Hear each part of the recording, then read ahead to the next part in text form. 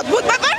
এত গণহত্যার পরে আপনারা এখানে প্রত্যেকে এসে একই প্রশ্ন করছেন মিডিয়ার লোকের। আমি বুঝলাম না আপনারা কি চাইতেছেন ভাই। মানুষ মারা গেছে ভাই, প্রচন্ড বৃষ্টি, প্রচন্ড রোদ, প্রচন্ড এগুলার কিছু নাই। রাত্রে ঘুমাইতে পারি না। আমরা মানুষ মারার পক্ষে না, কোনো মানুষ হত্যার পক্ষে আমরা না। মানুষের উপরে গুলি চালানো যাবে না। That's it.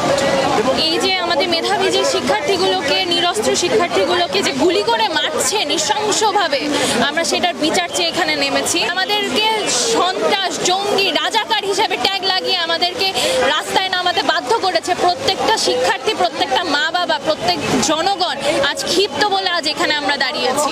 নিষ্পাপ শিশুগুলো মারা গেছে, এদের দায় কে নিবে? আমরা এদের বিচার চাই। আমরা কেন এসেছি আপনারা জানেন না? আমরা তো ভাবছি আপনারা আমাদের সঙ্গে সামিল হয়েছেন এত কিছুর পরে, এত গণহত্যার পরে আপনারা এখানে প্রত্যেকে এসে